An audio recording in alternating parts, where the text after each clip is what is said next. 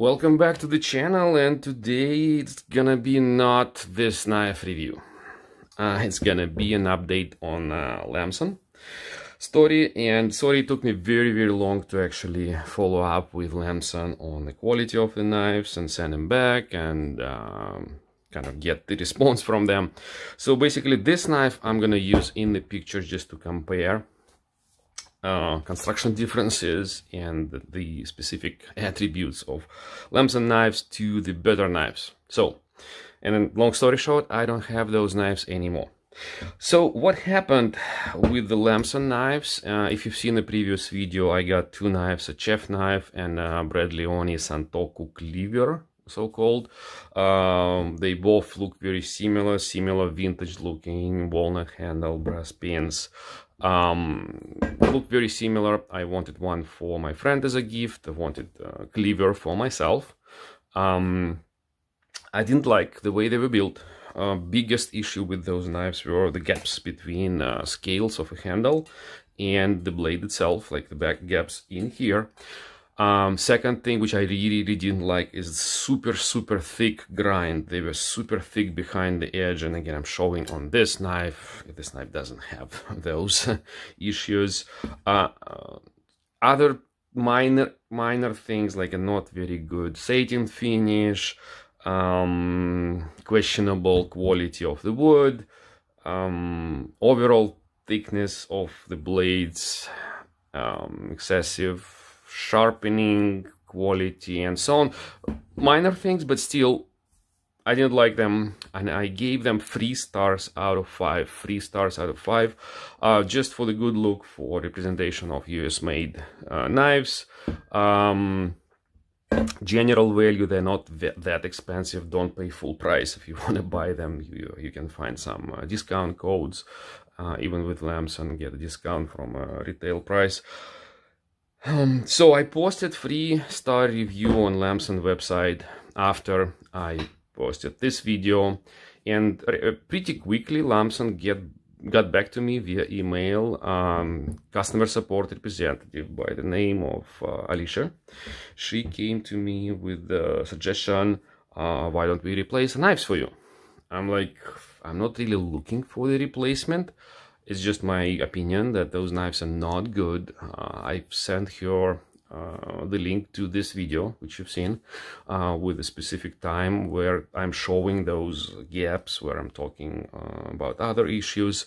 She asked me for additional pictures, photos of the issues. I did it, and then finally she said, no, you know what? Those knives are not made to the quality which we believe. There should be no gaps, there should be no other issues. Please send them back, we'll send you the other ones. Okay, I did. It took me a while to actually send them, because I also wanted to test those knives in a real situation the way they are. Just forget about the gaps in the handle. Just take this blade, take some veggies, cut them, take something else, cut them, chicken or whatever I was cooking. So I did cook with those knives for a while. I did sharpen those knives because I wanted also to test the steel and the actual edge on them. I got my personal impression on what they are. And then I finally sent them back. A few weeks ago, maybe about a month ago, I did send them back. Because I'm in Massachusetts, they arrived pretty quickly to them, and couple days after they arrived to them, I got an email back from someone, I'm not sure who that person was, saying, you know what, we know what your problems are with those knives. We looked at the new knives, the replacement knives, they have the same issues, so we're gonna give you a full refund. They most likely looked up my order, they knew it, and they did issue me refund immediately. Full money which I paid for those 2 knives, and that's it. All right.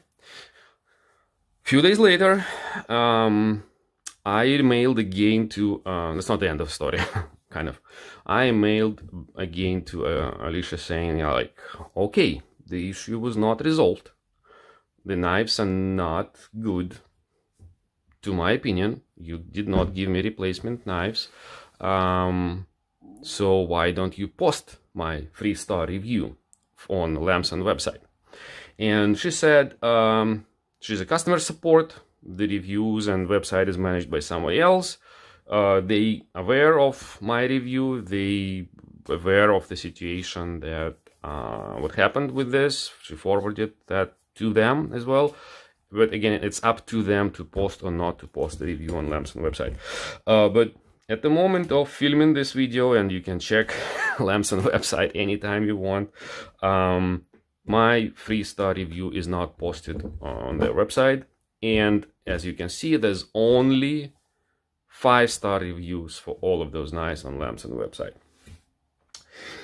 So now we are gonna be talking about the second part of this video. I will go again through the issues which I did see on Lamson knives and the issues which I experienced after talking to them. And one more time, I'm gonna give you my opinion on those knives, an opinion on the issues, and opinion on Lamson as a company itself. So first of all, let's start with the Lamson as a company itself. I respect all knife makers because I love knives. I tinker with my knives a little bit, modify them, sharpen them, of course, make handles. I don't build knives. I don't have enough time and materials and skills to fully build a knife, but I know what it takes. I learned a lot of knife manufacturing, my knife manufacturing history, and based on that, I also respect Lamson as being one of the historical and long working knife makers in especially in the area where I live in Massachusetts. But what I don't respect is, of course, bad marketing of the products. What I don't respect is censorship of the reviews. My reviews is not there, although they proved me wrong. And again, based on that, and based on what I'm gonna talk to you right now, I probably would still stick with like a 3 stars for those knives, and probably will conditionally recommend them as a souvenir, but literally they are not very good knives. They're not performance knives. They can be done better, definitely can be done better. So this is what I think about Lamson after that. Long story short, don't buy the knives, don't believe the reviews. If you still want something like which says American made, the Lamson, and for the look, okay, find the coupon, find the discount and buy it. All right, issues with the knives, one more time, which I was proven wrong just by the fact that they were not able to give me better knives. First of all, the thickness of the blade. This is another cleaver, that's why I have it in the picture for so long and talk about it. It is a cleaver chef's knife, the way it's being marketed and sold in US. First of all, well, we'll get to the kitchen knife, but let's talk about the cleaver. Let's get the cleaver question out of picture there. So what they call is Chinese Santoku cleaver bread Leone. Everything is wrong here. Santoku is Japanese, it's not Chinese. Chinese cleaver looks kind of like this usually, and as well as it's not Santoku. Santoku has a little bit more straighter edge. This one's also has a more like a curved edge, as you've seen. Chinese cleaver has almost like a straight edge here, and usually it's not designed for any type of like a rocking moves over. Let's imagine this is the chopping board. No, it's just for real chopping. That's what Chinese cleaver is designed for, and I want to have one in my kitchen. This is not my knife, I'm just using this one for comparison, but as you can see, this knife is super thin. The problem with the cleaver, problem number 2 with the cleaver, is when you work with a thick knife, thick behind the edge, and it's true for chef's knives, and it's the same and even worse for the cleaver. When the knife has thick behind the edge, it tends to work like a chisel. It tends to move, to be guided by the edge, not by the spine of the blade. Spine of the blade did not get into the contact with whatever you're cutting yet. It's just this edge is gonna guide your knife. When your knife is narrower, your hand controls it better. When your knife is thicker, this guidance, this force which moves the knives into this direction, into a direction like this, is stronger. So thick cleaver, the way it was done by Lamson, is not good, not good, not good. And I tried it on veggies, I tried it on kitchen, did not perform to my expectations. So I wanted to keep it for myself for the look, but really, sorry about that. I'm happy that I was refunded and I don't have it anymore. So this knife, this cleaver doesn't have that issue. It's very thick, so I can chop it, I can do like rocking moves. It's not very convenient for the cleaver to do the rocking moves, but still it performs way, way, way better. That's why I keep it in the picture, so you can see. Well, and of course, in general, for the cleavers can be for meat and cleavers can be for veggies like this. Then it's gonna be thin, it's gonna be made out of high tempered cutlery steel. Don't chop freaking bones with them. It's, again, separate conversation. And by the way, if you want to kind of have a real life example what I'm talking about, there's a guy on the internet, on YouTube, Chef Panko, I think his name. He does those kitchen knife tests, and he has a very perfect, simple test. He cuts carrots and celery, something like that, with a knife just to test their geometry, if they are convenient to cut through carrots and make those nice dices and things like that. So you can visually see if it works well or not. The thick knife like Lamson does just wouldn't pass his test at all. He would say, sorry, not good enough. So that's that's complaint number one. Sorry, number two, whatever. I mentioned this, the thickness of the blade. So here's the knife for comparison. Second knife for comparison about thickness of the blade is this knife. Very similar steel. And by the way, from this customer representative from Lamson, the response on the thickness of the blade complaint was, or whatever question, issue, you call it that, that's the way they grind the knife, because the steel is not super hard or whatever the explanation was. So she spoke with the production manager over there about the thickness of the blade. And I believe that's just not good enough of explanation, not a good enough reason. This knife is also, well, Japanese knives are super thin behind the edge. If you know, they use very good high quality steels, but this knife is, as you know, European steel, similar, very similar to what Lamson uses. It's a different mark itself, different steel grade, but it's not that much difference from hardness point of view, from composition point of view.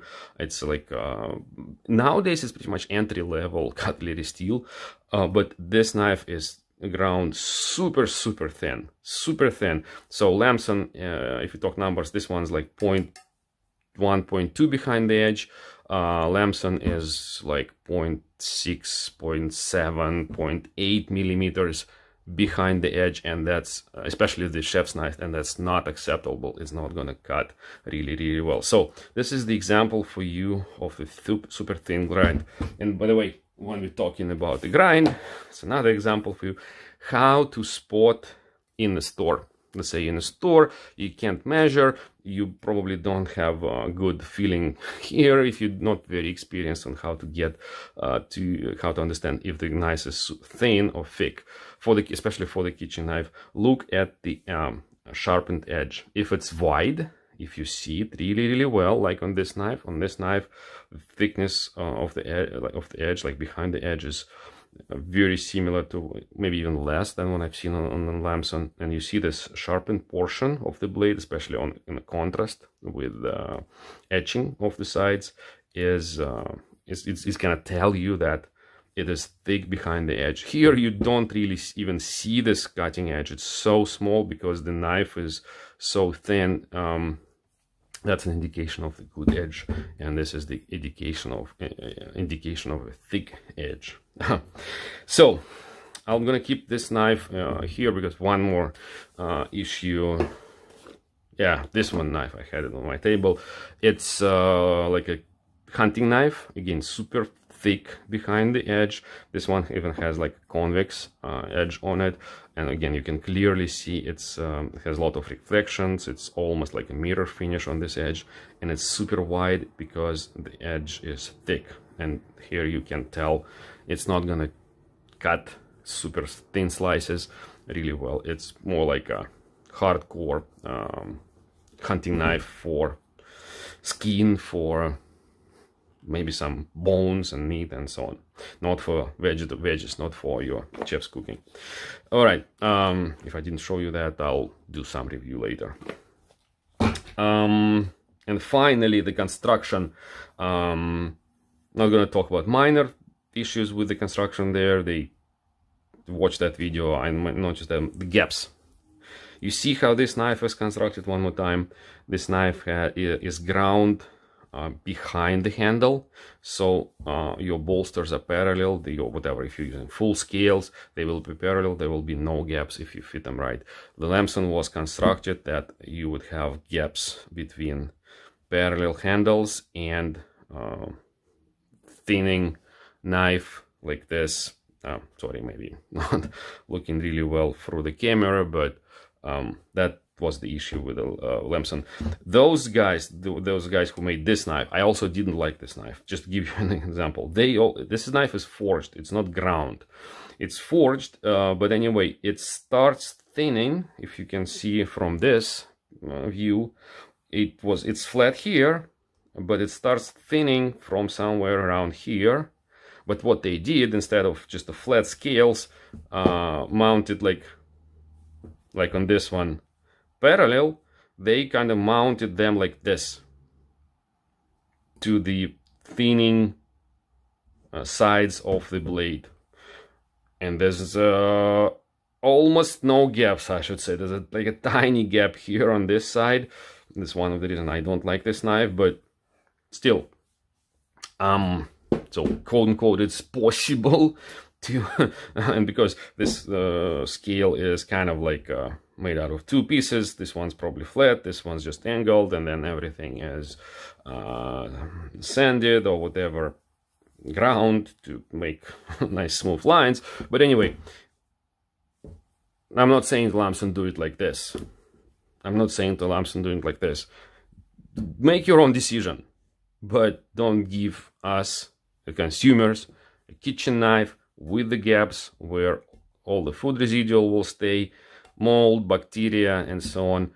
Again, you have a knife in the kitchen with the gaps, don't use it. Don't use it, period. Like, knives with the bolster made this way, so there's less food in here. All the possible gaps are as further out as possible from cutting area. So this is why forged knives are typically kind of better, even for like European knives with a forged bolster. They in general better for the kitchen comparing to the knives with add-on or bolster like this. So is it all about Lamson? I think it is. Just in general, thank you for watching, thank you for the interest, thank you for all the feedback about this knife. Again, I'm trying to do very thorough reviews of all the knives which I have. Some of them are very special, some of them are different from what you typically see in the internets and so on. For the Lamson, again, I respect them very much for being a traditional cutlery maker, especially here in Massachusetts, but in general, they need to follow very, very modern demand to the knives for better steels, better execution, better quality. Make them competitive to the modern construction. Look how this industry of the knife making is progressing. It's amazing. It's amazing. Still, there's a lot of innovation. There's a lot of design innovation. There's a lot of competition between all kinds of makers. Cutlery world and general kitchen knives a difficult world. It's very difficult. There's not that many new makers in there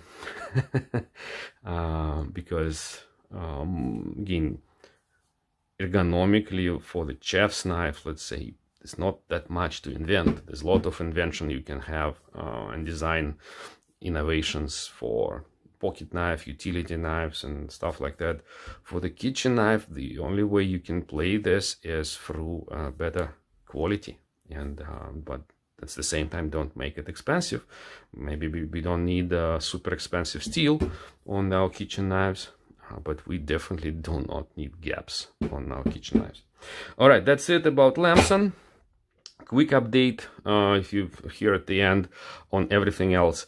I was kind of busy with everything else, but I have a lot of new knives which I will review for you, and I will introduce new types of videos very, very soon. Hopefully it will work out. It will be a surprise to you. It's not going to be a surprise to me, because that's what I wanted to do a long time ago, to give you like a real experience of knife shopping. I hope I will be able to make those videos soon, because we now have less restrictions with the COVID. I'm gonna start traveling again. I will give you good experience of knife shopping, and once those videos will be ready in about a month, then I will post them. Hopefully you will enjoy them.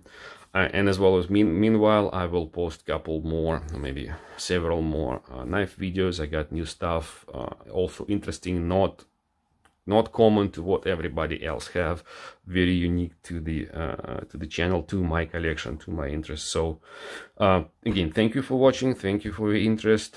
Leave me the comments, questions, and I hope to see you again on the channel. Have a good one. Bye.